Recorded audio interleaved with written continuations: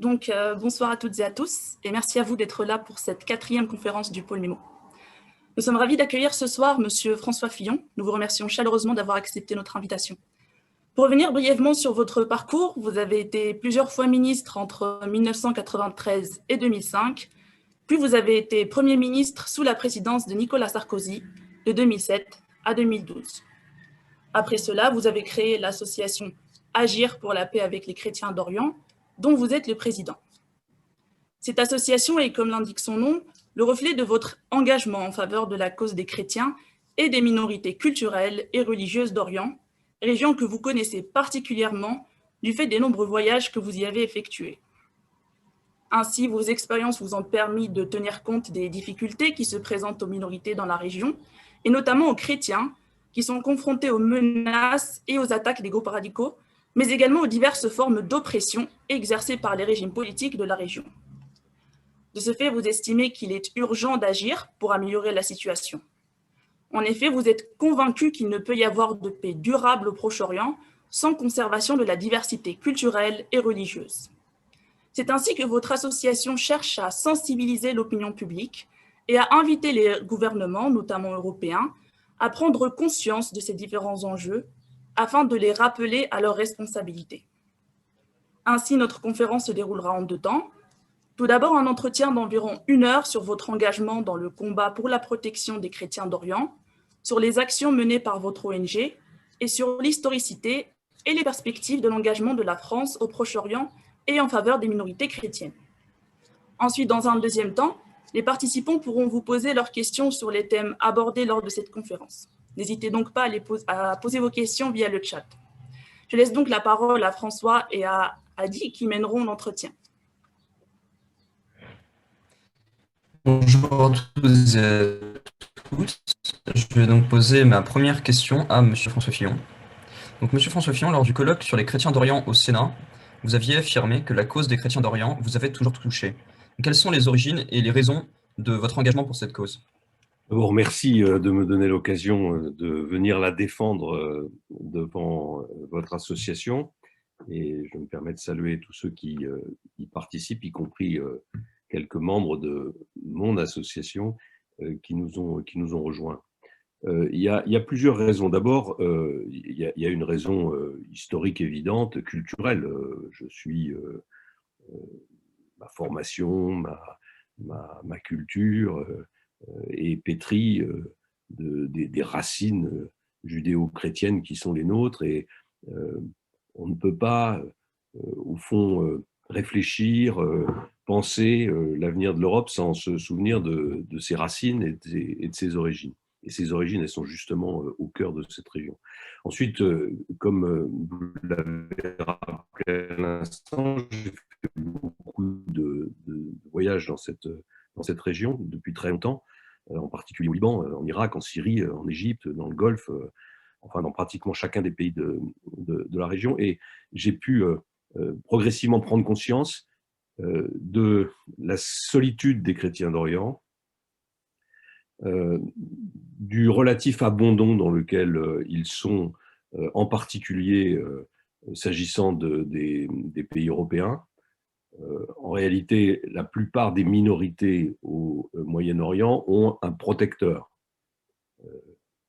Les Palestiniens ont une partie, ou avaient une partie des pays arabes derrière eux. Israël a toujours eu un grand protecteur américain. Et je me suis rendu compte qu'au fond, les chrétiens d'Orient n'avaient pas de protecteur. Alors que ce protecteur était, à l'évidence, l'Europe, la France, l'Italie, les pays qui avaient toutes les raisons historiques, culturelles, philosophiques de défendre les chrétiens d'Orient. Et j'ai pu constater au fil du temps qu'en réalité, nous ne le faisions pas. Pour des raisons complexes, pour des raisons d'opportunisme politique, nous ne le faisions pas. Et puis ensuite, au fil du temps, j'ai compris, notamment en regardant la situation du Liban, mais aussi la situation de l'Irak et de la Syrie, qu'on était en présence d'un phénomène extraordinairement dangereux qui consiste en réalité pour chacun de ces pays à se replier sur une religion d'État à l'exclusion de toutes les minorités et de toutes les autres courants de pensée.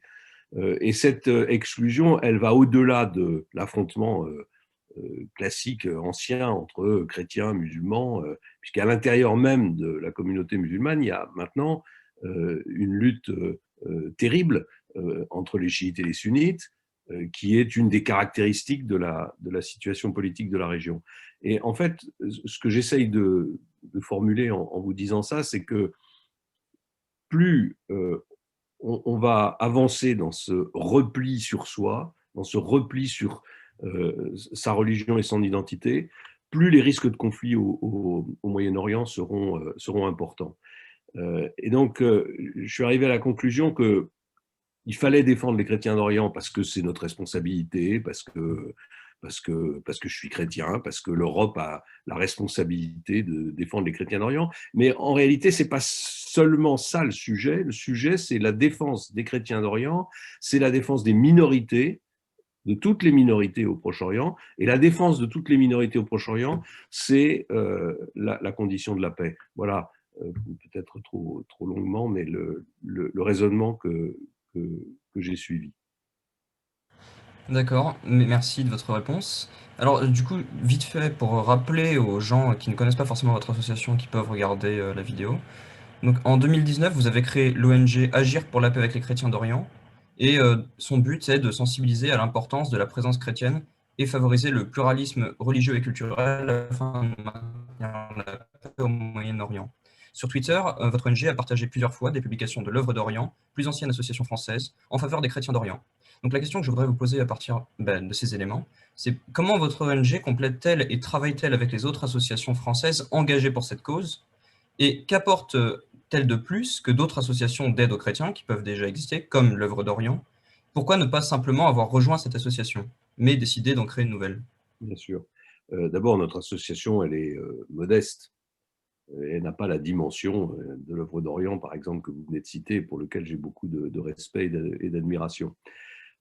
Mais l'Œuvre d'Orient est une association religieuse. C'est une association qui est engagée dans un soutien aux chrétiens d'Orient à travers, au fond, l'identité religieuse qui est celle des chrétiens d'Orient.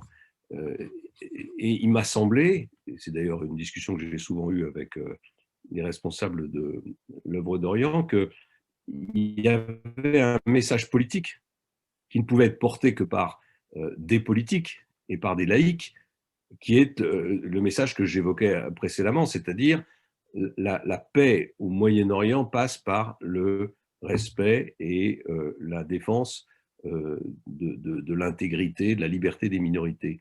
Et pour porter ce message, je pense que la voix qui était la mienne, qui est la mienne, et celle de plusieurs membres de mon association, en particulier pour la porter auprès des gouvernements européens ou des gouvernements du Moyen-Orient, est comment dirais-je, un plus qui vient s'ajouter au travail de l'Œuvre d'Orient. Notre association ne fait pas que de la sensibilisation. Elle essaye aussi d'apporter, avec des moyens très modestes, de l'aide matérielle, de l'aide humanitaire, de l'aide en matière de formation, en matière de santé aux chrétiens d'Orient qui sont persécutés ou qui sont dans la difficulté. Et là, pour le faire, on passe pratiquement toujours par l'Œuvre d'Orient. C'est-à-dire qu'on n'a pas cherché à inventer une nouvelle structure avec son propre système sur le terrain, etc. C'est-à-dire que quand on récolte de l'argent et qu'on décide par exemple d'aider des écoles, la reconstruction d'écoles au Liban, ce qu'on a fait après l'explosion du port, en fait cet argent on le confie à l'Œuvre d'Orient qui, elle, a sur le terrain la connaissance et l'efficacité. Mais j'attache beaucoup d'importance à la question du message à porter auprès des gouvernements européens, parce que à partir du moment où on fait le constat que ces gouvernements européens ne font pas leur travail vis-à-vis des chrétiens d'Orient, qu'ils les ont assez largement laissé tomber, malgré quelques déclarations et de temps en temps quelques initiatives, si on fait ce constat-là, il faut alors aller au bout du raisonnement et il faut faire pression sur ces gouvernements, les rencontrer, essayer d'attirer leur attention, essayer d'organiser des événements qui permettent d'attirer l'attention. Je parle des gouvernements européens, mais je parle aussi des gouvernements arabes. Et on a été un peu, comment dirais-je, en sommeil à cause du Covid et des difficultés de voyager, mais je considère que le message que j'essaye de porter, c'est un message qu'il faut aussi porter auprès des gouvernements du Golfe, auprès du gouvernement égyptien, auprès des gouvernements qui peuvent, comment dirais-je, de façon très directe et sur le terrain, agir à partir du moment où ils comprennent que la présence des chrétiens et la défense des minorités, ce n'est pas une menace contre leur identité, c'est au contraire la seule façon de maintenir leur unité et de construire la paix.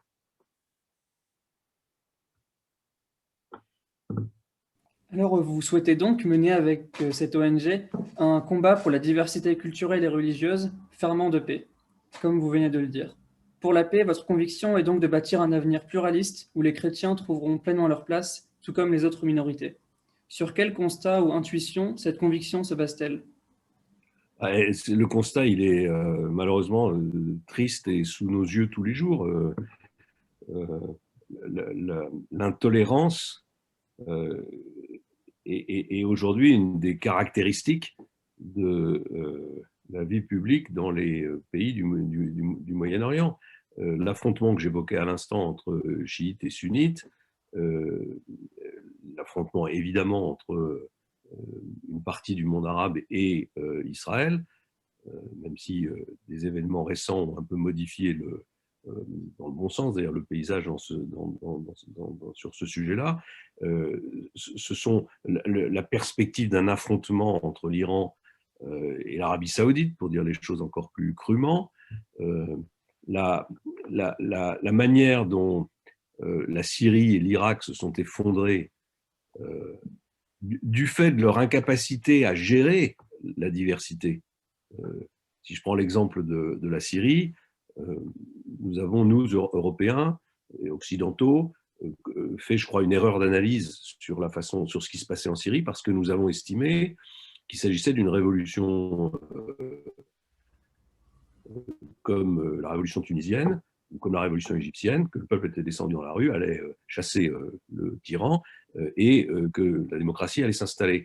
Et en fait, la situation en Syrie s'est très rapidement transformée en une lutte de minorités, en une lutte entre les alaouites, les sunnites, avec toute une série de, comment dirais-je, de caractéristiques et de différences, et avec des chrétiens d'ailleurs qui cherchaient simplement à se protéger en regardant de quel côté il y avait, comment dirais-je, le moins de risques pour leur avenir.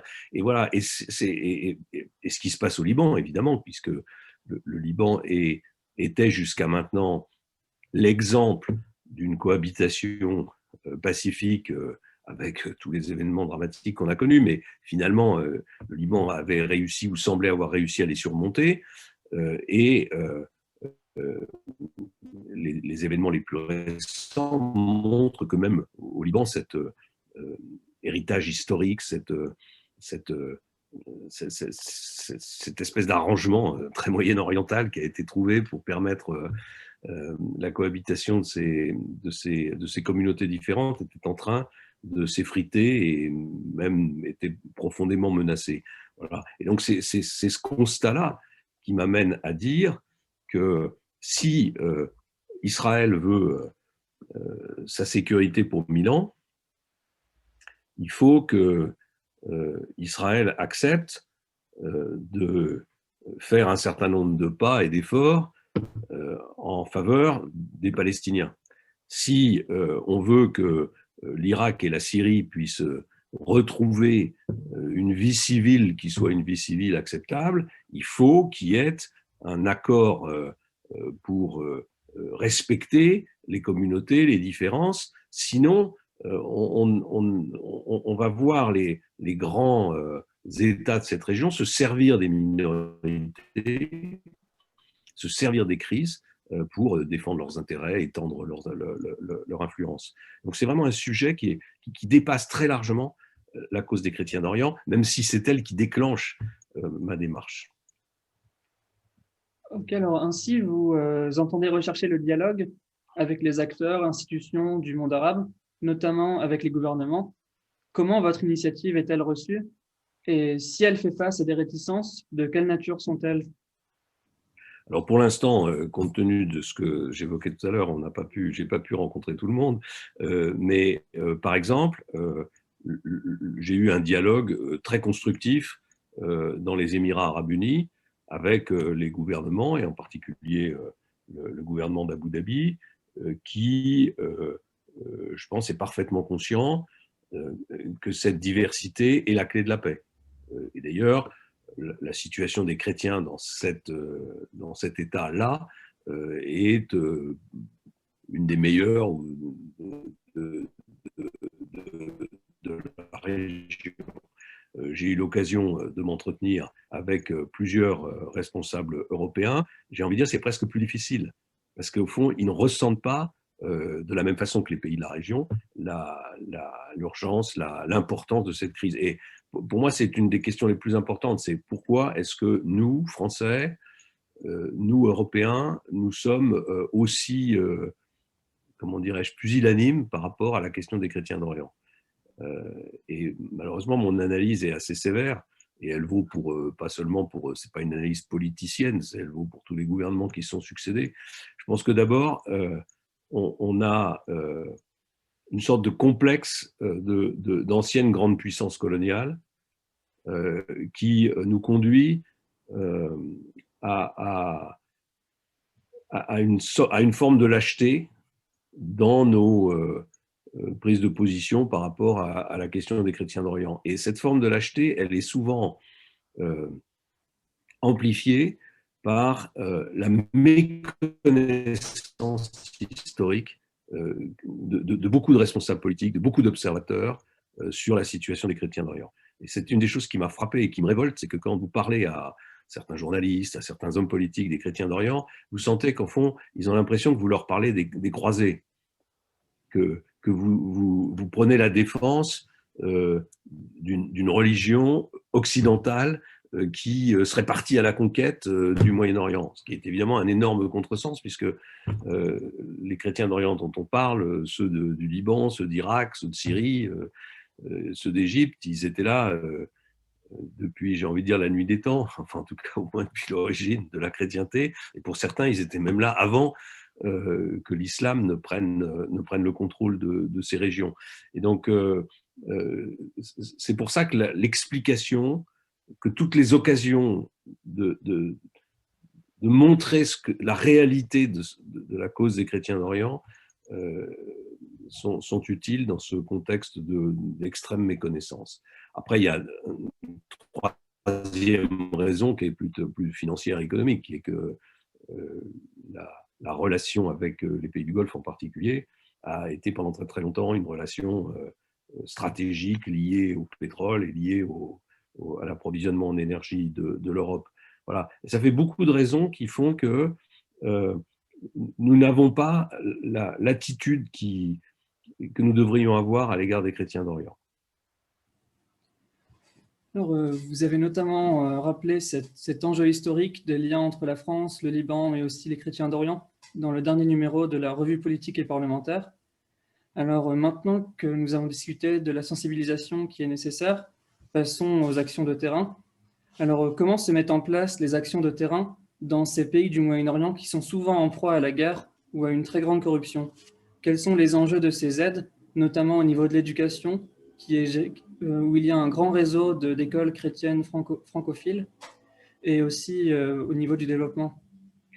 Alors d'abord, les actions qu'on peut mener, enfin s'agissant de notre association, elles sont liées à la générosité des donateurs. Donc j'en profite pour lancer un appel à tous ceux qui nous écoutent pour rappeler que on a besoin de donateurs pour mobiliser des ressources pour aider les chrétiens d'Orient. Nous, ce que nous faisons, c'est vraiment des actions de terrain. Comme j'ai dit tout à l'heure, en passant par l'œuvre d'Orient dans la plupart des cas, pas dans tous les cas, mais dans presque tous les cas. et avec, compte tenu de la modestie de nos moyens, des projets qui sont soit des projets par exemple au Liban, de reconstruction d'écoles, de soutien financier à l'enseignement catholique qui est en grand danger au Liban, puisqu'il n'est plus alimenté, financé par les familles qui sont dans une situation financière extrêmement difficile et encore moins par l'État. Et puis, on a aidé à des opérations de formation professionnelle en Irak, par exemple, pour faciliter la reconstruction, la réinstallation plutôt des chrétiens d'Orient sur leur territoire. Pour qu'ils puissent se réinstaller sur leur territoire, il faut évidemment qu'ils aient un logement en état, il faut qu'il y ait des écoles, il faut qu'ils puissent pratiquer leur religion, et il faut qu'ils puissent travailler, il faut qu'ils puissent vivre. Et donc, c'est pour ça que nous avons entrepris de financer des formations professionnelles, basiques d'ailleurs, parce que aujourd'hui, on a besoin de mécaniciens, on a besoin d'infirmiers, on a besoin d'enseignants, on a besoin de gens sur le terrain qui vont faire ce travail de reconstruction. Et en faisant ça, compte tenu du niveau modeste, encore une fois, de nos aides, et du passage presque systématique par l'œuvre d'Orient ou par quelques autres structures sur le terrain, la question de la corruption ou la question comment dirais-je, de l'évaporation des aides ne se pose pas pour nous. Elle se pose pour les grands donateurs internationaux, pour les grands donateurs étrangers, elle se pose pour les grandes organisations internationales qui peuvent se retrouver, elles, obligées de passer par les gouvernements avec des risques effectivement de corruption et d'évaporation. Je dirais une dernière chose, c'est qu'il y a une vitalité de l'Église, des églises locales, qui est extraordinaire. Et je l'ai vécu à chacun de mes voyages. Par exemple, pendant que l'État islamique occupait une grande partie de l'Irak et de la Syrie, et que les chrétiens avaient été chassés de leur village et de leur territoire, il y a une solidarité qui s'est mise en place et qui était presque toujours organisée, organisée par les églises locales, par les prêtres, avec un dévouement et un sens de l'abnégation et un courage absolument formidable. Et donc, sans le travail des églises locales, je pense que la cause des chrétiens d'Orient serait quasiment désespérée parce qu'ils auraient quasiment tous quitté les territoires. Vous l'avez dit tout à l'heure, mais il y a eu beaucoup de minorités au Moyen-Orient chrétiennes et toutes n'ont pas forcément un protecteur. L'influence de la France, si par exemple historiquement, ça a souvent été en faveur des chrétiens catholiques, pas comme les maronites, ou les arméniens dans une moindre mesure. Et lors de votre colloque du 12 décembre 2019, vous aviez, votre association, invité le cardinal Sacco, patriarche de l'Église catholique chaldéenne. Mais il y a quand même une pluralité de chrétiens d'Orient, tels que les Assyriens ou les Coptes. Alors aujourd'hui, est-ce que votre ONG se concentre, sur quelle minorité chrétienne votre ONG se concentre-t-elle? Est-ce que c'est tous les chrétiens d'Orient en général ou est-ce qu'il y a des affinités particulières avec certaines minorités? Non, c'est tous les chrétiens d'Orient. On a cherché à parer au plus pressé, donc le plus pressé, en l'occurrence, c'était beaucoup la situation au Liban. Mais pour nous, il n'y a pas de différence. On ne peut pas prôner à la fois la nécessité de défendre la diversité au Moyen-Orient parce que c'est une clé de la construction de la paix, et en même temps concentrer nos aides sur telle ou telle communauté. Donc pour nous, il n'y a pas de communauté privilégiée. Alors c'est vrai qu'il y a beaucoup plus de travail fait en ce moment au Liban qu'ailleurs, d'abord à cause de la situation du Liban, ensuite à cause de notre proximité, de la proximité de beaucoup de nos membres avec beaucoup de Libanais, et puis en raison de la guerre aussi la situation qui rend très très difficile le travail en Irak et en Syrie. Mais je prends l'exemple des Coptes. On n'a pas conduit d'action de soutien aux Coptes, qui est une communauté beaucoup plus importante et qui ne connaît pas les mêmes types de difficultés que, par exemple, que les chrétiens d'Irak ou de Syrie, là, c'est vraiment un problème politique, la question des Coptes. C'est-à-dire que c'est un travail auprès du gouvernement égyptien, c'est un travail auprès des ONG, des universités de la région. Enfin, c'est un travail, c'est vraiment un travail éminemment politique, celui qui doit être fait pour montrer à l'Égypte que la présence des Coptes, la communauté copte, qui est très importante, est un élément constitutif de l'Égypte. Donc c'est un autre sujet. D'accord, merci. Et alors, du coup, on peut rappeler qu'au début du siècle dernier, on comptait, selon les analystes les plus optimistes, 25% de chrétiens au Moyen-Orient, alors qu'aujourd'hui, le rapport est estimé à 3%. Donc il y a tout de même une chute brutale démographique qu'on lie principalement aux effets de la Première Guerre mondiale, mais qui ont été accrus par la tendance à l'exil qui s'est instaurée parmi les populations chrétiennes au Moyen-Orient. Il y a peu, par exemple, avec Daesh, on a vu s'exercer une forme nouvelle de totalitarisme en Irak et en Syrie. Alors, incombe-t-il, selon vous, à la communauté internationale un devoir de protection pour ces minorités? Et si oui, y a-t-elle failli? Oui, bien sûr, et je vais vous raconter une anecdote, mais que j'ai déjà racontée plusieurs fois, donc certains d'entre vous l'ont peut-être déjà entendue, mais je crois que c'est en 2015, j'ai eu l'occasion de me rendre en Iran et j'ai rencontré l'ayatollah Rafsanjani, l'ancien président iranien qui est décédé depuis. Et à l'issue d'une longue conversation qui avait été plutôt aimable et calme, on a commencé à parler d'Israël et du Liban, et le ton est monté. Et le président Rafsanjani m'a dit, mais monsieur, il faut qu'il s'en aille. Alors, je lui dis, il faut qu'il s'en aille qui? Les Juifs, ils n'ont rien à faire au Moyen-Orient, il faut qu'ils partent. Alors, je lui dis, vous ne pouvez pas dire ça, ça n'a aucun sens. Puis, même en plus, si vous le pensez, ça ne se produira pas, donc c'est totalement inutile et contre-productif. Enfin, avec un grand sourire, il me dit, mais donnez-moi une seule raison pour laquelle il pourrait rester, pour laquelle il devrait rester. Je lui dis, bah oui, il y a une raison, ils étaient là il y a 2000 ans, il y a plus de 2000 ans. Il éclate de rire et il me dit, nous, il y a 5000 ans, on était en Inde, on ne va pas y retourner. Et je ne savais plus quoi dire. J'étais dans une situation de chaos debout. Et la seule chose qui m'est venue à l'esprit, c'est une phrase très brutale. Je lui ai dit, bah, écoutez, continuez comme ça, mettez les Juifs dehors, mettez les chrétiens dehors du Moyen-Orient, et vous ne pensez pas qu'à un moment, les Européens vont vouloir mettre les musulmans dehors. Et cette phrase qui est un peu caricaturale, brutale, et en réalité, elle résume assez bien le sujet. C'est-à-dire que ce qui est en train de se produire, c'est la montée d'une intolérance de part et d'autre qui va conduire, si elle n'est pas stoppée, si on ne trouve pas des réponses, qui va conduire à des affrontements.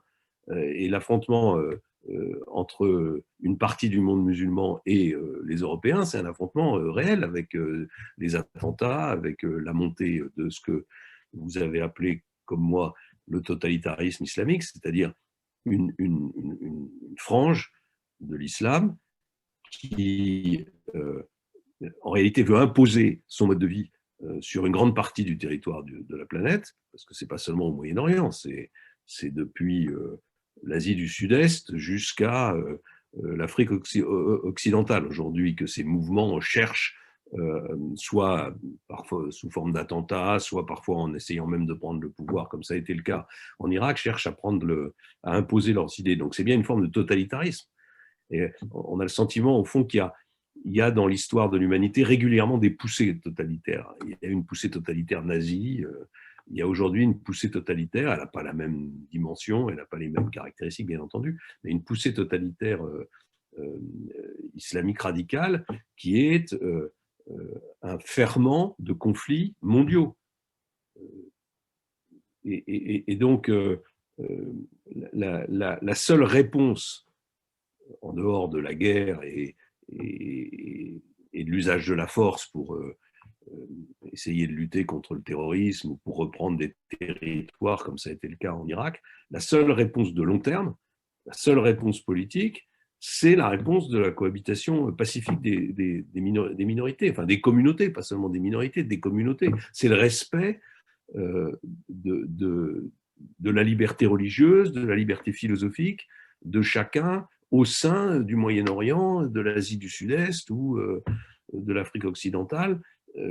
C'est vraiment pour les Européens une question, j'allais dire, presque vitale, car si nous n'arrivons pas à endiguer cette intolérance, si nous n'arrivons pas à endiguer cette montée de ce totalitarisme islamique, l'Europe va se trouver de plus en plus assiégée, enfin assiégée au sens se refermer sur elle-même, s'installer dans une incompréhension qui conduira forcément à la violence. Et cette violence, elle peut être la violence terroriste, qui est déjà terrible, mais elle peut aller plus loin. Elle peut aller à des affrontements beaucoup plus globaux. Et quand vous voyez aujourd'hui, par exemple, le tri que paie la France, que paient les forces françaises à une tentative très difficile de stabilisation, par exemple, du Sahel. Qu'est-ce qu'on fait au Sahel? Qu'est-ce que font les soldats français au Sahel? Ils ne font pas du colonialisme, ils ne sont pas au service de tel ou tel gouvernement africain, ils luttent contre le terrorisme islamique, ils luttent contre ce totalitarisme islamique. C'est juste un exemple. Regardez ce qui s'est passé en Afghanistan, où après 15 ans de guerre, quelque chose comme 2000 milliards de dollars de dépenses militaires et civiles, en particulier de la part des États-Unis, les talibans sont sur le point de reprendre le pouvoir. Et si les talibans reprennent le pouvoir en Afghanistan, ils menacent d'une certaine manière la stabilité du Pakistan proche. Je reviens d'un voyage en Asie centrale. Plusieurs pays d'Asie centrale sont extrêmement inquiets de la perspective du retour d'un gouvernement taliban en Afghanistan. Donc vous voyez, c'est pas seulement la question du Liban ou la question des chrétiens d'Orient telle qu'on la définissait dans le passé. C'est une question existentielle pour les Européens et pour la paix du monde. Et c'est la raison pour laquelle il faut que chacun essaie de faire un effort et un pas vers l'autre. Quand je disais tout à l'heure qu'Israël ne peut pas être seulement un État juif, c'est-à-dire un État qui exclurait tous ceux qui ne sont pas juifs de son territoire. Je ne dis pas que c'est ce qu'Israël fait, mais il y a parfois dans la dialectique de certains responsables politiques israéliens cette manière de faire les choses. Ben, on est dans toute proportion gardée dans le même sujet que lorsque tel ou tel tyran au Moyen-Orient veut expulser les minorités dont il ne partage pas la religion ou la philosophie.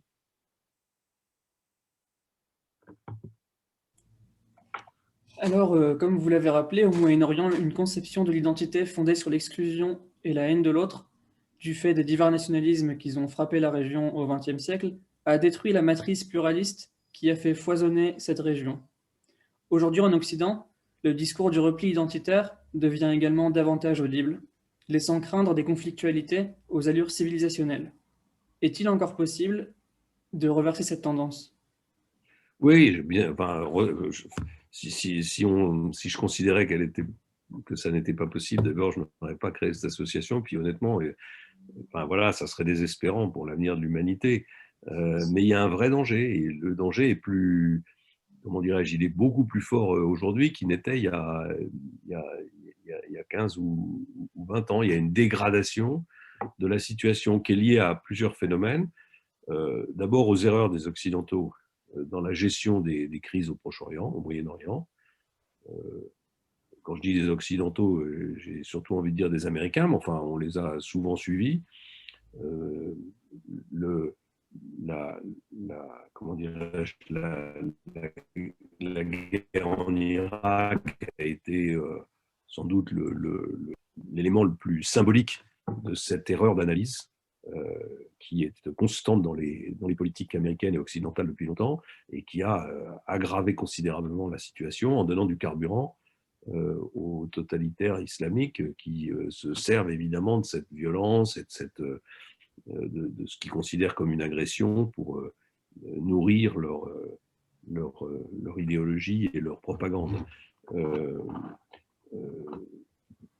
Il y a en même temps comment dirais-je, des facteurs d'espoir. Alors, c'est comme des bougies dont la flamme est bousculée par les courants d'air. Mais moi, j'ai toujours été frappé au Liban, où j'ai fait beaucoup de séjours. J'ai toujours été frappé de voir que même dans les pires moments, dans les moments de la guerre civile en particulier, on arrivait à trouver des chrétiens et des musulmans et des représentants des différentes minorités qui, un moment court, oubliaient la guerre, retrouvaient comment dirais-je, leurs habitudes passées. Moi, j'ai un souvenir comme ça qui m'a marqué. Je ne me souviens plus exactement de l'année, mais quand la ville de Jézine était assiégée, vous savez, au moment où il y avait eu comment dirais-je, l'invasion israélienne du Liban,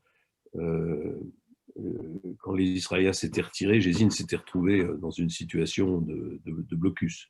Et le président Chirac m'avait demandé d'aller à Jézine pour témoigner de notre solidarité, de notre formation politique avec ce qui se passait à Jézine. Et je suis arrivé au Liban et je n'avais pas de moyen d'aller à Jézine parce j'étais accueilli par les chrétiens du Liban, naturellement. Je suis allé d'abord dans la communauté chez les chrétiens. Et les chrétiens, ils n'avaient pas de moyen de m'emmener à Jézine puisque c'était bloqué en particulier par les milices d'Amal, etc. Et au bout d'un moment, quand je me suis rendu compte que je pourrais pas, que les chrétiens ne pourraient pas me permettre d'aller à Jézine, je suis allé voir le président de l'Assemblée nationale libanaise, qui s'appelait à l'époque Hussein Hosseini, et qui m'a donné une escorte de chiites, avec lesquels j'ai traversé le sud du Liban pour gagner Jézine. Et quand je suis arrivé à Jézine, je me suis retrouvé autour d'une table d'un déjeuner avec mes miliciens chiites et les chrétiens assiégés. Et je peux vous dire qu'on a passé 3 ou 4 heures assez libanaises, quoi, avec, je ne vais pas dire que c'était la fête, mais il y avait une sorte de, je sais pas, de chaleur et tous ces gens parlaient entre eux comme si de rien n'était. Et puis 2 heures après, ils ont dû recommencer à s'assiéger et voire à se tirer dessus. Voilà, ce que je veux dire, c'est qu'il y a tout le temps des expériences historiques, des raisons d'espérer. Il y a une association au Liban que j'ai eu l'occasion de rencontrer qui travaille beaucoup sur le dialogue interreligieux, qui fait des choses formidables. Alors c'est du terrain, c'est modeste, ça ne se voit pas, ça n'a pas comment dirais-je, une audience internationale, mais c'est la preuve que c'est possible. Et en fait, c'est possible si la première condition, c'est de bloquer les influences étrangères, les arrière-pensées des grandes puissances de la région qui manipulent ces questions minoritaires, ces rivalités entre minorités, ces questions religieuses pour des objectifs qui n'ont rien à voir avec la religion. Si l'Iran cherche à étendre son influence au Liban et dans toute cette région, c'est pour des raisons politiques, ce n'est pas uniquement pour des raisons religieuses. La raison religieuse, elle est plus un prétexte, de mon point de vue, qu'une réalité. Si l'Arabie saoudite et les pays du Golfe, pendant longtemps, ont conduit des politiques qui ont aggravé les tensions dans la région, c'est pour la même raison. C'est pour assurer leur sécurité, c'est pour se protéger, c'est pour se créer des marchés, c'est pour... voilà. Et donc, la première chose que les grandes puissances devraient faire, que les Européens en particulier devraient faire, c'est mettre une pression maximale sur les puissances régionales, j'aurais pu parler de la Turquie, qui utilisent les conflits religieux, qui utilisent les conflits entre minorités pour défendre leurs propres intérêts. Et malheureusement, on ne le fait pas, ou on ne le fait pas assez. On ne l'a pas fait beaucoup avec les pays du Golfe, parce que, pour les raisons que j'évoquais tout à l'heure, avec l'Iran, il faut choisir une attitude, ou bien on parle, ce qu'on avait essayé de faire, notamment avec le président Obama, pour trouver un terrain d'entente, même s'il n'était pas satisfaisant, ou alors c'est la guerre.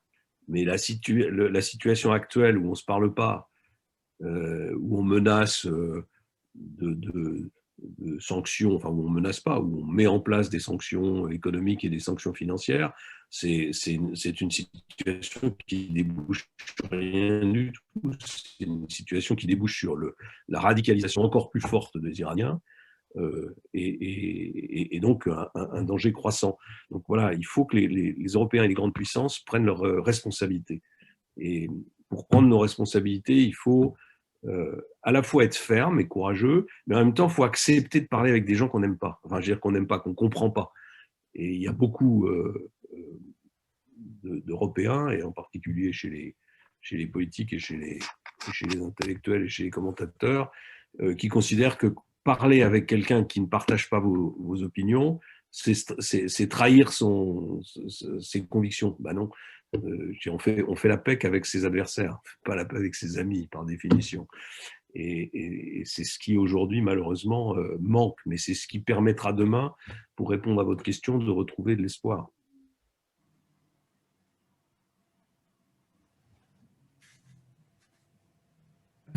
Alors, du coup, une petite question sur le Liban en particulier. Des observateurs ont rappelé l'importance politique de la composante chrétienne, comme vous l'avez fait d'ailleurs tout à l'heure, qui permet d'atténuer, voire d'empêcher des conflictualités entre sunnites et chiites.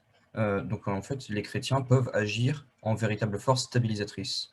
Mais un tel rôle est-il possible en fait dans d'autres pays que le Liban au Moyen-Orient, pour les chrétiens?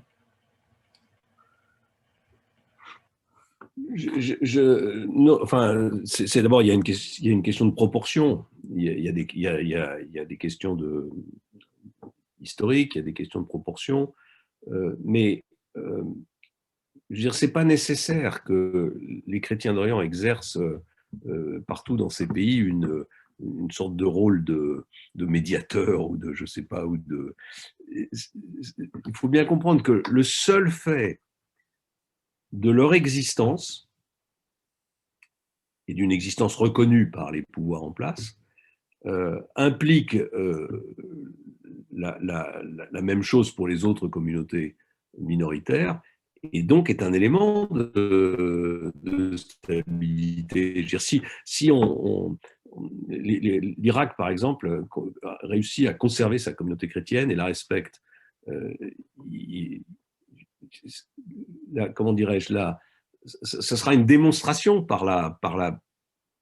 une preuve par la réalité que, les chrétiens d'Orient ne sont pas une menace pour le pays, et deux, que leur présence est un enrichissement pour l'Irak. Et ça vaut pour les autres minorités. Donc, moi, je ne défends pas l'idée que les chrétiens d'Orient doivent être dans tous les pays d'Orient des acteurs politiques de premier plan. Et c'est vrai dans certains pays, pas en raison de leur nombre, c'est moins vrai dans d'autres. C'est pas ça la question. La question, c'est à partir du moment où ils sont respectés, où leur religion, où leur liberté religieuse est respectée, où ils sont admis comme des citoyens à part entière, c'est un énorme progrès pour la compréhension mutuelle des autres communautés.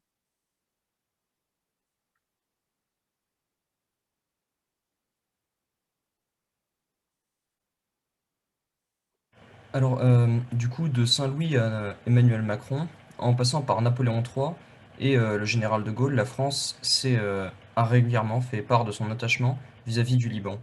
Comment, avec vos mots, décririez-vous cette relation spéciale? Il y a beaucoup de comment dirais-je, de subjectivité, il y a beaucoup d'humanité, enfin il y a beaucoup de proximité philosophique et culturelle entre les chrétiens du Liban et la France en particulier.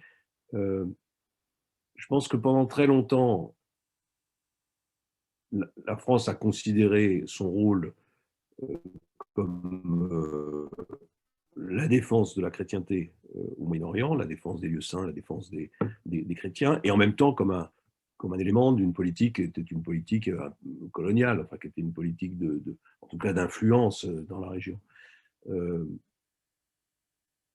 Mais à chaque fois avec le Liban, cette dimension-là, qui est assez politique et qui est au fond assez, j'allais dire, un peu égoïste, a été dépassée par la réalité des relations. Voilà. Quand on visite une école chrétienne en pleine région musulmane au Liban, dans des territoires démunis de tout, et qu'on voit tout d'un coup des enfants chanter la Marseillaise ou prier en français, il y a quelque chose d'affectif qui vient au fond bouleverser toute la rationalité de l'analyse politique. Mais en même temps, par rapport à ce que vous avez dit, il faut bien reconnaître que l'attachement et la force de l'engagement des Français au Liban n'a cessé de décroître. Et elle n'a cessé de décroître pour des raisons qui sont bonnes et qui sont, enfin, bonnes, il n'y a pas de bonnes raisons, mais pour des raisons qui sont pas forcément toutes de la responsabilité des Français. C'est-à-dire qu'il y a aussi un peu parfois de lassitude des Français devant le comportement de certains dirigeants politiques libanais, le sentiment qu'au fond rien ne changera jamais, que on peut faire tous les efforts qu'on veut, mais que le Liban ne changera pas, ce que je ne crois pas, hein, mais on peut avoir cette attitude. Et puis, comment dirais-je, la montée en puissance de cette intolérance, de cet extrémisme musulman qui a comment dirais-je, qui a changé le regard et les ordres de priorité des Européens et des Occidentaux sur la région. Alors, comme vous l'avez rappelé, la relation franco-libanaise demeure très particulière et forte, comme en témoigne par exemple la visite du chef de l'État après l'explosion au port de Beyrouth, auprès de toutes confessions confondues. Alors, récemment, l'initiative française a notamment montré une certaine unanimité des forces politiques au Liban, du moins en principe. Alors, quel rôle la France pourrait-elle jouer dans ce pays en faillite? Je crois que d'abord, la France, elle doit continuer à aider de manière financière, économique, humanitaire le Liban, de façon à ce que la communauté chrétienne ne disparaisse pas. Parce que la communauté chiite, elle a le soutien de l'Iran à travers le Hezbollah. La communauté sunnite, elle a le soutien de l'Arabie saoudite, plus ou moins, parce que les relations ne sont pas toujours très très bonnes. Donc la première chose, la première priorité pour la France, avant de donner des leçons politiques, c'est d'assurer la survie de la communauté chrétienne et donc d'aider la reconstruction, les hôpitaux, les écoles et comment dirais-je, et la reconstruction de l'économie libanaise. Après, la deuxième responsabilité de la France, c'est de faire pression sur l'Iran, l'Arabie saoudite, les pays de la région, pour qu'ils fichent la paix aux Libanais. Je m'exprime de façon peut-être un peu trop simpliste, mais il n'y aura jamais de solution durable au Liban tant qu'on n'aura pas réussi à extraire le Liban de cet affrontement entre sunnites et chiites, et surtout en fait entre iraniens et saoudiens. Et là, le rôle de la France et de l'Europe est absolument fondamental. Il faudrait évidemment que les États-Unis aussi s'y mettent, ce qu'ils ne font pas de mon point de vue. Et après, une fois qu'on aura fait ça, je veux dire, on peut peut-être s'intéresser à la question du fonctionnement politique du Liban, des institutions libanaises. Mais voilà, moi, je considère que vouloir réformer la vie politique libanaise de Paris, c'est pas réaliste. Pas réaliste. ça se comprend, c'est une ambition légitime, enfin légitime, je ne sais pas, en tout cas c'est une ambition, mais ça ne fonctionnera pas. Ça ne fonctionnera pas parce que d'abord, quelle que soit la nature des relations entre la France et le Liban, aucun pays n'accepte que ce soit un autre pays, une puissance étrangère qui se mêle de son fonctionnement, interne.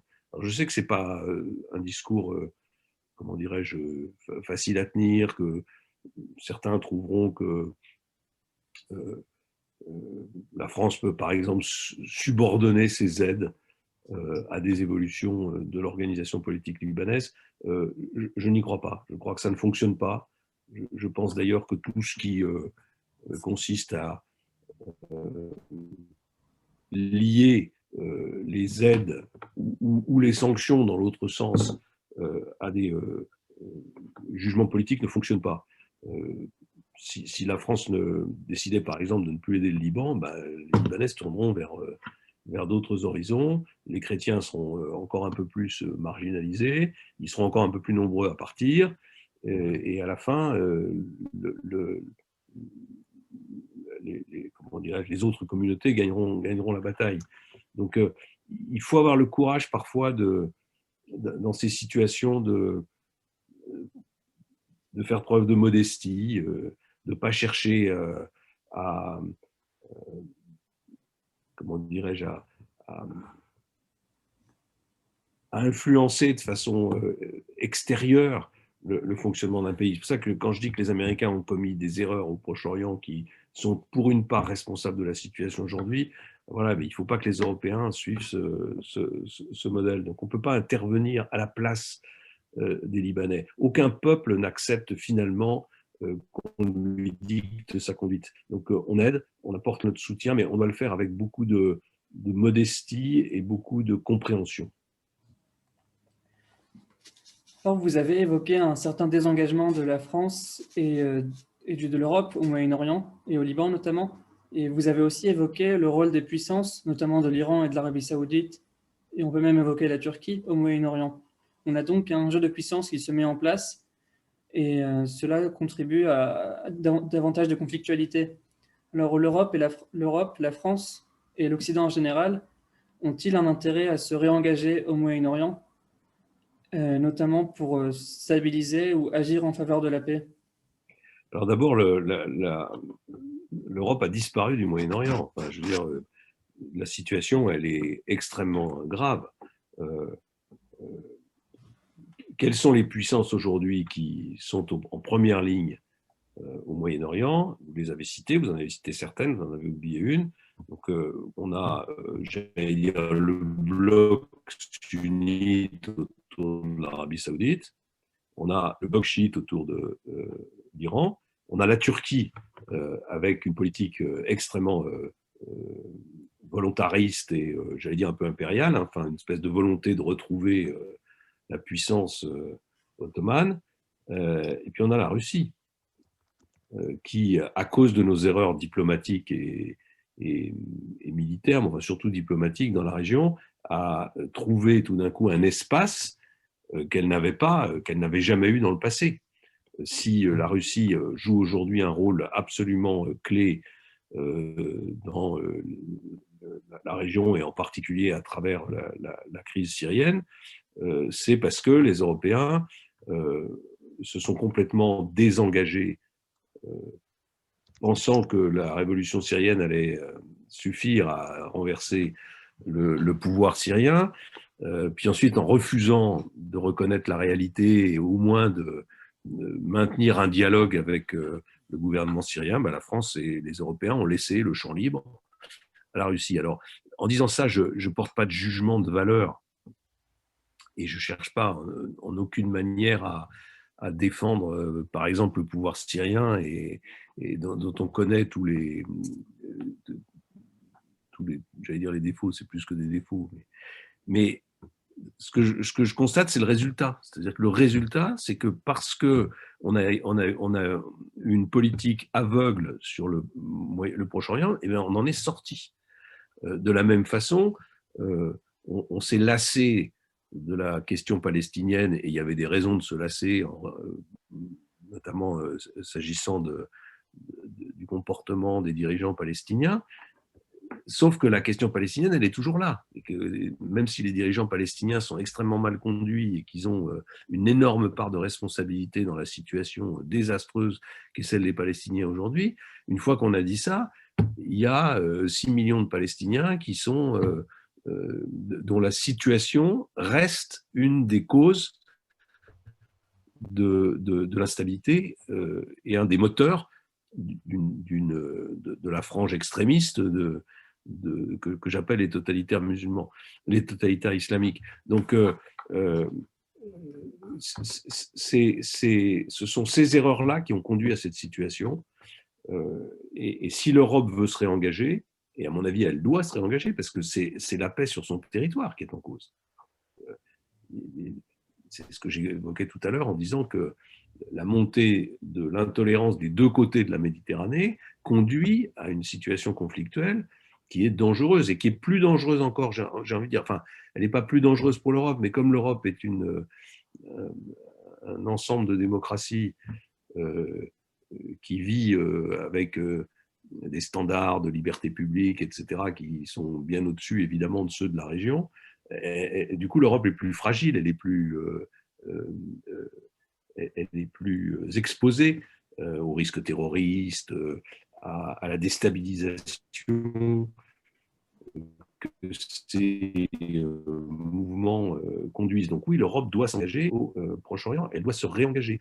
Et pour qu'elle se réengage maintenant, il faut qu'elle parle avec l'ensemble des partis. Il faut retrouver un dialogue avec l'Iran. Même si c'est difficile, et quel que soit le jugement qu'on porte sur le comportement des dirigeants iraniens, ne pas leur parler, c'est au fond leur abandonner une partie du terrain. L'Europe doit avoir un dialogue avec la Russie au Proche-Orient. Alors pourquoi ? Parce que la Russie est là et qu'elle joue un rôle. D'ailleurs, quand je disais que les chrétiens d'Orient n'ont plus de protecteurs, c'est pas tout à fait exact, parce qu'il y a un protecteur assez actif des chrétiens d'Orient qui est la Russie, avec des arrière-pensées sans doute, mais en tout cas, il y a un protecteur qui est d'ailleurs historique, mais qui redouble d'efforts aujourd'hui. J'ai vu avec surprise lors de ma dernière visite à Beyrouth des portraits du président Poutine dans certaines rues de Beyrouth. La France doit avoir une attitude, enfin l'Europe doit avoir une attitude beaucoup plus rigoureuse et beaucoup plus coordonnée vis-à-vis des pays du Golfe, puisque certains conduisent des politiques qui sont tout à fait respectables et qui vont dans le sens de cette liberté des minorités que j'évoquais tout à l'heure, d'autres pas du tout. Et puis il va rester la question de la Turquie, qui est un objet de politique internationale aujourd'hui extraordinairement difficile à saisir, en raison du comportement de ses dirigeants, et en particulier de son dirigeant, mais aussi en raison des ambiguïtés de la politique européenne. On a pendant des décennies et des décennies laissé croire aux Turcs qu'ils allaient rentrer dans l'Union européenne, alors qu'en fait on savait très bien qu'ils n'y rentreraient pas.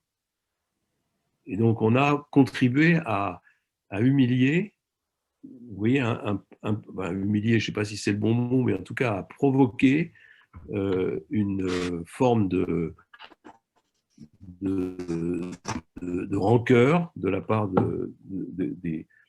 des Turcs, en tout cas de ceux qui espéraient pouvoir rentrer dans l'Union européenne. J'ai toujours défendu l'idée qu'il fallait être franc avec les Turcs, qu'il fallait leur dire qu'ils ne rentreraient jamais, parce que simplement c'est pas possible, c'est pas compatible avec le fonctionnement de l'Union européenne, et qu'il fallait trouver avec eux une autre forme de coopération, une autre forme d'alliance, sans leur mentir comme on l'a fait trop longtemps. Voilà, alors ça fait beaucoup de sujets sur lesquels il y a des incendies qui sont allumés et qu'il va falloir éteindre. Mais ce n'est pas parce que la tâche est difficile qu'elle est insurmontable. Merci de votre réponse. Alors je vais juste rappeler à l'auditoire, nous arrivons bientôt à la fin de la première partie, donc vous pourrez bientôt poser vos questions. En tout cas, nous allons les lire à M. Fillon, et il y répondra ensuite. Donc n'hésitez pas à commencer à en écrire si jamais vous en avez. Mais avant cela, vous avez, M. Fillon, parlé de la Russie. Et aujourd'hui, le président Poutine entend renouveler la tradition russe de protection des chrétiens d'Orient, notamment les chrétiens orthodoxes, mais aussi plus largement l'ensemble des minorités chrétiennes. Si on oublie la rivalité historique avec la France à ce sujet, par exemple dans l'affaire des lieux saints, la France a aujourd'hui des positions géopolitiques difficiles à tenir, et pourrait-on imaginer un partenariat avec la Russie au sujet de la protection des minorités dans la région? C'est ce que j'ai toujours prôné. Et je regrette que nous ne l'ayons pas fait plus tôt, parce que plus le temps passe, plus c'est difficile, puisque plus nous sommes affaiblis, nous, dans notre influence au Moyen-Orient, et plus la Russie, elle, accroît la sienne. Et donc, si vous voulez, là où on était il y a 5 ans, dans une situation plutôt, je n'allais pas dire de force, mais enfin, en tout cas, où la place de la France dans cette région était respectée, était plus importante qu'elle ne l'est aujourd'hui, et celle de la Russie était plus faible, aujourd'hui les choses se sont inversées. Elles se sont inversées en raison des erreurs que nous avons commises. Et donc c'est plus difficile. Mais oui, je pense qu'il faut être réaliste. La Russie est présente au Moyen-Orient. Elle a historiquement une action en faveur de la défense des chrétiens, qui a souvent été conflictuelle, vous l'avez rappelé, avec les Européens. Et donc on ne peut pas se passer de cette collaboration. J'ajoute que d'une manière plus générale, si on dépasse un tout petit peu, si on prend un tout petit peu d'altitude par rapport au Moyen-Orient et qu'on regarde la planète dans son ensemble, ce qui va caractériser les 20 prochaines années, ce n'est pas la situation des chrétiens d'Orient, c'est la guerre entre la Chine et les États-Unis pour dominer le monde. Je simplifie un peu, mais ça va être la trame principale des relations internationales, parce que c'est un choc de titans qui va forcément faire des dégâts, qui va forcément avoir des effets collatéraux importants et qui va durer. Pourquoi? Parce que les États-Unis restent une très grande puissance, un pays riche avec une capacité d'innovation considérable, mais en même temps, c'est un pays qui est quand même, dont l'influence mondiale décline et qui, à travers un certain nombre d'erreurs stratégiques, a fait la démonstration que sa protection n'était pas à toute épreuve. Hein, voilà. On a parlé de l'Afghanistan tout à l'heure. On pourrait prendre d'autres exemples qui font qu'aujourd'hui, même les meilleurs alliés des Américains cherchent souvent à équilibrer leurs alliances, parce qu'ils savent qu'au bout du compte, ils n'auront pas toujours les Américains derrière eux. Et de l'autre côté, vous avez la Chine qui est sur une dynamique qui se brisera peut-être un jour, mais qui, en tout cas, pour les 2 décennies qui viennent, ne peut que croître, et avec des moyens considérables, une démographie favorable, et avec une revanche historique à prendre considérable. C'est une très vieille civilisation qui a été humiliée par les Occidentaux pendant très très très longtemps, et qui aujourd'hui veut sa revanche. Et donc ça va dominer la scène internationale. Si les Européens ne cherchent pas à attirer vers eux, au moins pour des alliances stratégiques, la Russie, le Moyen-Orient, les pays du Moyen-Orient, si les Européens abandonnent l'Afrique à la Chine, vous voyez bien que notre marginalisation, notre déclin en termes d'influence va se poursuivre. Et donc voilà, qu'on aime ou qu'on n'aime pas les dirigeants de ces pays, qu'on aime ou qu'on n'aime pas les politiques qu'ils conduisent, j'allais dire, c'est pas le sujet. En tout cas, c'est pas le sujet aujourd'hui. C'est pas le sujet prioritaire. Le sujet prioritaire, c'est, si on regarde un peu loin, comment on préserve la culture, le mode de vie européen, les messages politiques, philosophiques que les Européens portent. Et pour le faire, il faut des alliés, il faut être capable de se rassembler. Et donc, c'est la raison pour laquelle, oui, la France devrait parler avec la Russie. Malheureusement, elle ne le fait pas et je crains que ça soit de plus en plus difficile. Parce que de l'autre côté, il y a de moins en moins d'espoir que les rapports entre l'Europe et la Russie puissent s'améliorer. Et donc, comme on est en présence de régimes autoritaires, il y a une espèce de réflexe de repli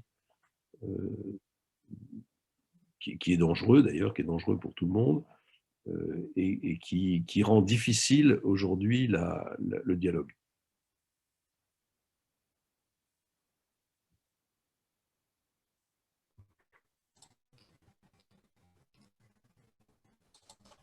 Donc merci Monsieur Fillon pour vos réponses. Le temps tourne et il est temps de passer aux questions du public. Donc n'hésitez pas à réagir sur le chat. Pour commencer par la question de Frédéric Bayard, comment vous choisissez vos projets? Exemple, le dernier mail reçu par APCO. Comment on choisit nos projets? D'abord, on les choisit en fonction de nos moyens. Donc, je reviens sur mon appel au don. Ensuite, on le choisit en fonction de l'objet qui est celui de l'association. Donc, on a dit que on voulait apporter notre soutien à l'éducation, à la santé, à la formation professionnelle dans les communautés chrétiennes.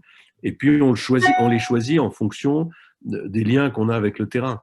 En fait, à chacun des déplacements que j'ai pu faire, on a noué des relations avec des acteurs de terrain dans lesquels on a confiance. On sait qu'en leur confiant l'argent qui nous a été confié, on sait qu'il ira directement à ceux qui en ont besoin. Et donc voilà, c'est très pragmatique. Et on est toujours à l'écoute des demandes qui nous sont faites.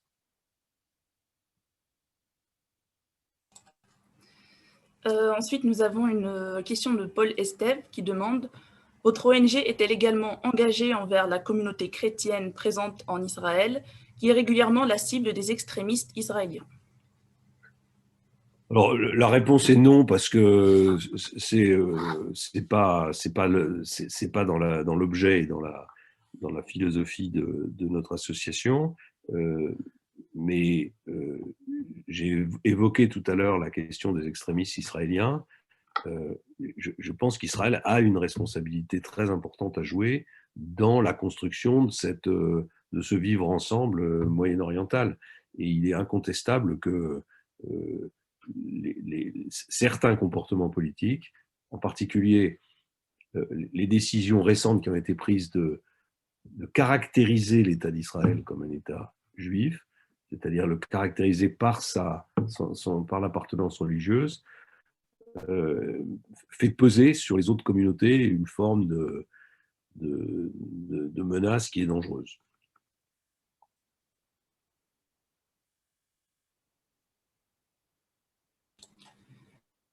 Ensuite, Rodolphe Dourouni pose une autre question. Quel avenir pour les chrétiens de Syrie? Vers qui doivent-ils se tourner? Le régime alawite de Bachar est-il leur allié? Non, évidemment, c'est une question terrible. Pour l'instant, qu'est-ce qui s'est passé en Syrie? Une partie importante des chrétiens a choisi de se réfugier dans les bras du régime, ou en tout cas à côté du régime, parce que la menace en face était plus grave que celle du régime. C'est-à-dire que entre l'État islamique et le régime de Bachar el-Assad, les chrétiens ont dû choisir celui qui leur apparaissait comme le moins dangereux immédiatement pour leur survie. Et donc, il n'y a pas de bonne solution aujourd'hui en Syrie. Moi, j'appelle pas les chrétiens, d'ailleurs, j'ai aucune leçon à leur donner, aucun conseil à leur donner, à choisir tel ou tel camp. Moi, ce que j'ai regretté dans le déroulement de la crise syrienne, c'est le refus de dialoguer. Je pense que si les Européens avaient été plus présents dans la crise, au départ de la crise syrienne, si avec les Russes, nous avions exercé une pression et une influence sur le régime de Bachar el-Assad, on n'en serait pas dans une situation aussi désastreuse que celle d'aujourd'hui. Maintenant, la situation aujourd'hui, elle est ce qu'elle est, et elle est extraordinairement difficile pour les chrétiens. Et encore une fois, moi, je ne veux pas donner des leçons ou des conseils, c'est trop facile. Je suis dans le fond de la Sarthe, au milieu du printemps sartois. Je ne me sens pas le droit de donner des conseils et des orientations à des communautés chrétiennes que je connais, que je fréquente, avec lesquelles j'échange, et qui rencontrent des situations extrêmement difficiles, et donc qui ne doivent pas être jugées surtout. C'est-à-dire qu'on ne peut pas juger le comportement de telle ou telle communauté chrétienne en Syrie au regard de notre jugement, du jugement que nous portons sur le régime de Bachar el-Assad ou sur telle ou telle autre faction. Ensuite, nous avons une autre question de Frédéric Bayard qui demande « Est-ce que votre association favorise certains pays pour intervenir sur le terrain ?» Alors, favorise certains pays, je ne sais pas ce que ça veut dire. On intervient principalement au Liban et en Irak. Je souhaiterais qu'on puisse intervenir en Syrie, et on a des discussions en cours pour le faire. Mais c'est aujourd'hui les trois...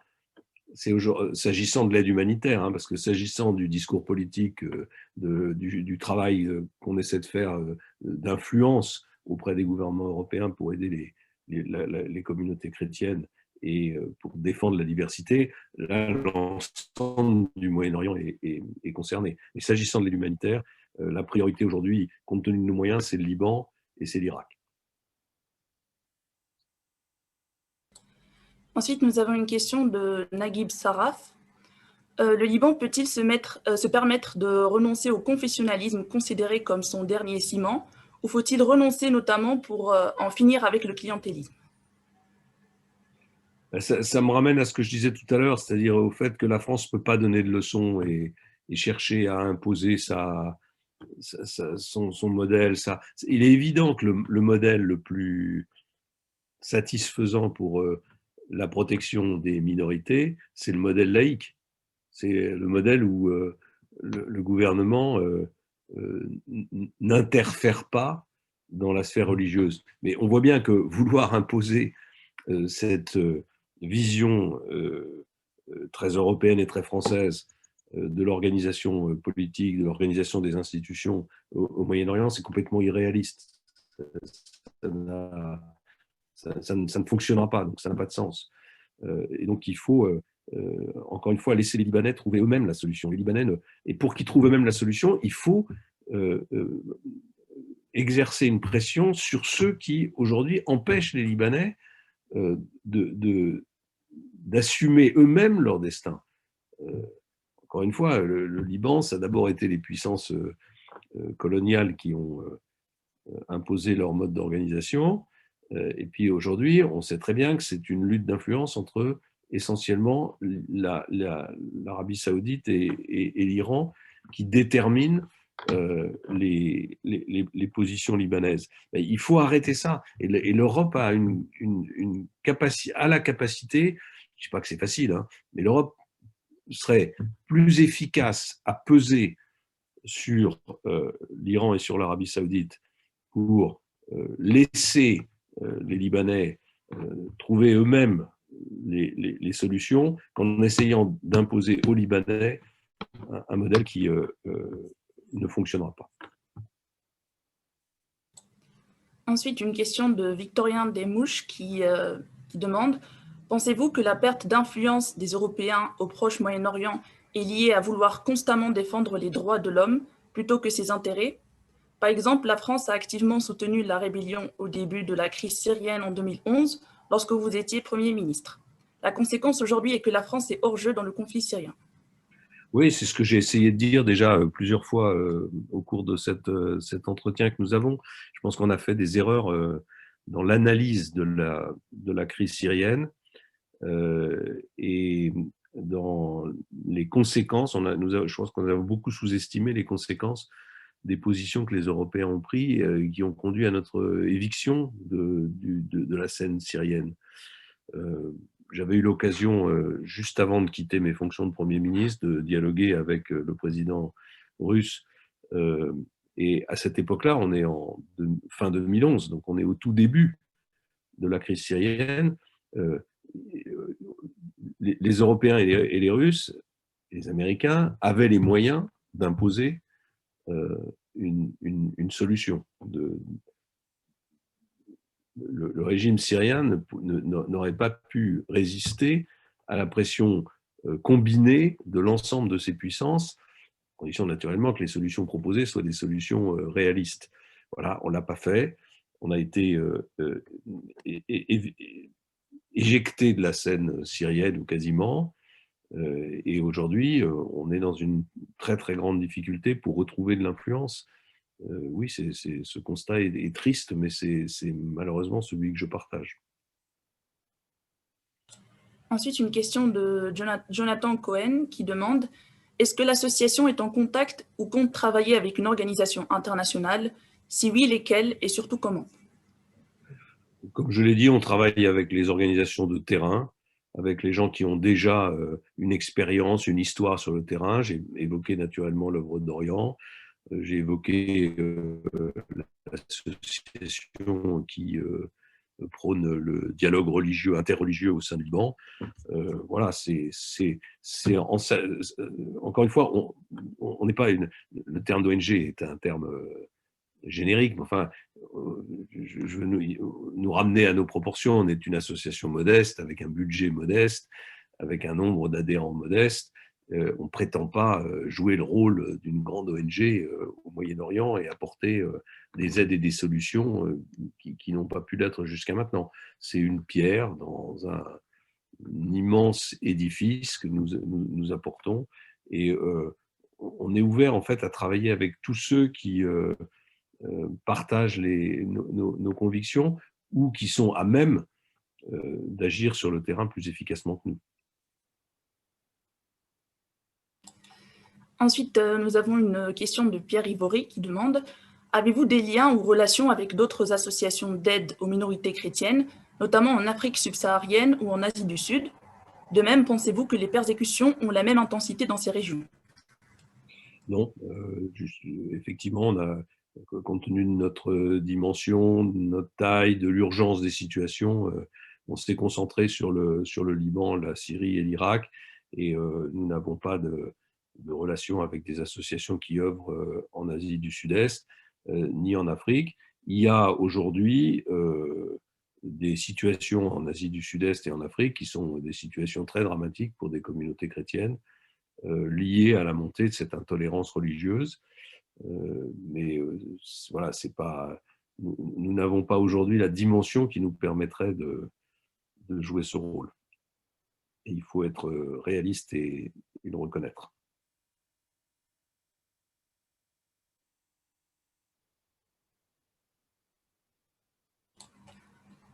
Merci pour votre réponse. Donc, on a une autre question. La France conserve aujourd'hui un rôle de protection de certaines communautés chrétiennes de Jérusalem, reliquat notamment des capitulations, traités signés entre François Ier et Soliman le Magnifique, et signe du rôle historique français en Terre Sainte. Au-delà de la symbolique, la France serait-elle en mesure et en posture de travailler à une solution au conflit entre Israéliens et Palestiniens? D'abord, moi je suis très attaché à ce rôle de la France, qui participe qui fait partie des gardiens des lieux saints. Je suis très attaché au travail que font les communautés religieuses et universitaires à Jérusalem. Je pense en particulier à l'école biblique, qui est le seul institut de recherche j'allais dire public français, comment dirais-je, je trouve plus les mots, mais religieux en fait. Hein, c'est une situation assez unique d'une communauté religieuse qui est en même temps un institut de recherche public que j'ai eu l'occasion de voir à l'œuvre et que j'ai eu l'occasion de soutenir dans mes différentes fonctions, puisque j'ai commencé ma première responsabilité gouvernementale, c'était l'enseignement supérieur, la recherche, et donc l'école biblique de Jérusalem dépendait à l'époque de ce ministère. Oui, donc ça, c'est un rôle absolument fondamental, historique, que la France doit continuer à jouer. Alors après, est-ce que la France peut jouer un rôle dans la solution du conflit israélo-palestinien? Oui, bien sûr, à condition d'être à sa place, d'être modeste, de ne pas chercher à imposer des solutions toutes faites et, et trop empreintes de notre vision européenne et occidentale. En même temps, la France ça est une grande puissance. Il y a une communauté francophone considérable en Israël. La France a des liens avec la plupart des pays de la région. Oui, bien sûr, la France doit jouer un rôle. Et ce conflit ne doit pas être oublié. D'ailleurs, les événements récents montrent qu'on ne peut pas qu'il ne faut pas l'oublier. Il y a eu une petite, comment dirais-je, il y a eu une période pendant laquelle, ces dernières années, où je pense la lassitude, les erreurs des dirigeants palestiniens, enfin, il y avait beaucoup de raisons ont conduit à penser qu'au fond, il n'y avait pas de solution à ce conflit, et donc s'il n'y a pas de solution, il allait se résoudre par lui-même, quoi, sans que les intérêts des Palestiniens soient jamais pris en compte. On voit que c'est pas possible, et que tant que cette question ne sera pas résolue, il y aura au-dessus de la tête d'Israël une sorte de menace qui est insupportable. Et donc, il faut trouver des solutions. Et pour ça, évidemment, elles dépendent d'abord des Israéliens et des Palestiniens. Mais la France peut jouer, en restant à sa place, son rôle, et rappeler en permanence qu'il y a quelques principes qui peuvent pas être dépassés, quoi. Je pense que dans les derniers mois, dans les dernières années, en particulier à cause de l'attitude du président Trump, il y a des lignes rouges qui ont été franchies et que la France aurait dû rappeler. Donc, vous avez partiellement répondu à la question que je vais vous lire actuellement de Rodolphe Druni, mais peut-être que vous voudriez ajouter des précisions. Quelle position pour la France par rapport aux tensions stratégiques entre Riyad et Téhéran? Va-t-on continuer de vendre des armes au régime saoudien qui subventionne le wahhabisme à travers la planète et déstabilise le Moyen-Orient? Alors, pour moi, c'est un peu plus compliqué que ça, puisque moi, ce que je défends comme stratégie en politique étrangère, c'est il faut parler avec tout le monde. Voilà. On parle avec tout le monde, y compris avec ses pires ennemis. On parle avec tout le monde. À la minute où on ne parle plus, ou alors on fait la guerre. C'est pas évidemment ce que je prône. Mais si on n'a pas les moyens d'imposer par la force une solution, et on ne les a pas évidemment, il faut parler. Et donc il faut pas il faut continuer à entretenir le dialogue avec l'Arabie Saoudite, il faut reprendre le dialogue avec l'Iran, essayer de remettre sur le chantier un accord, en particulier sur la question du nucléaire iranien,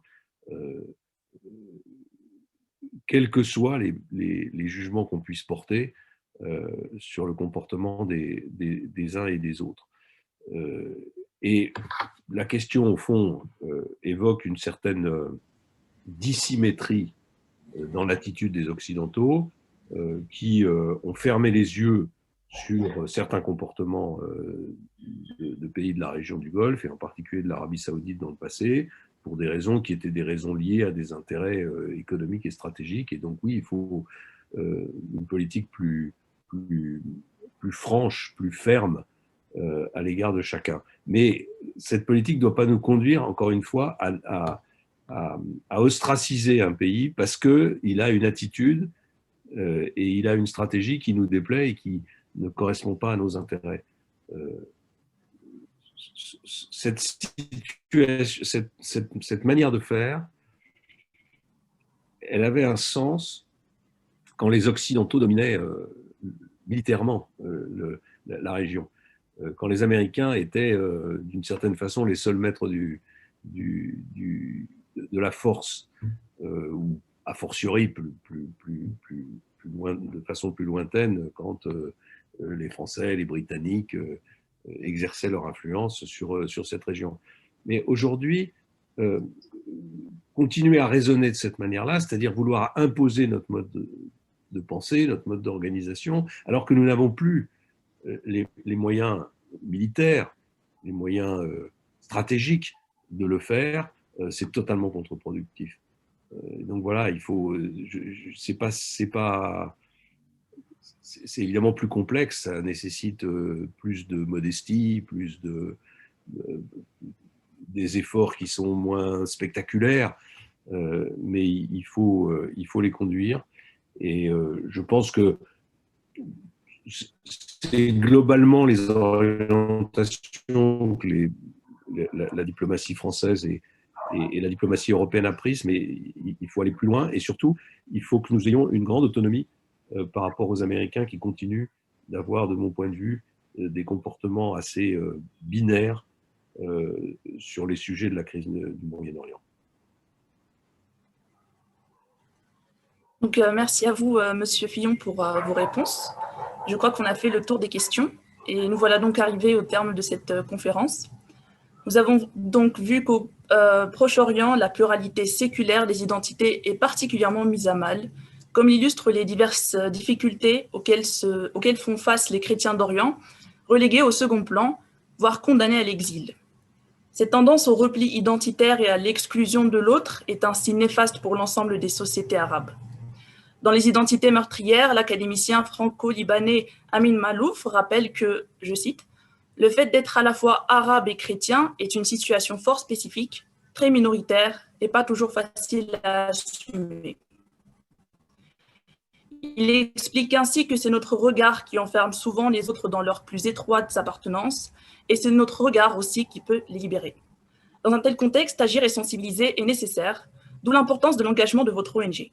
Merci à vous, Monsieur Fillon, pour cette conférence qui fut très enrichissante, et merci également au public pour son attention et sa participation active. C'est moi qui vous remercie pour l'occasion que vous m'avez donnée de donner de l'écho au message de notre association. Merci beaucoup.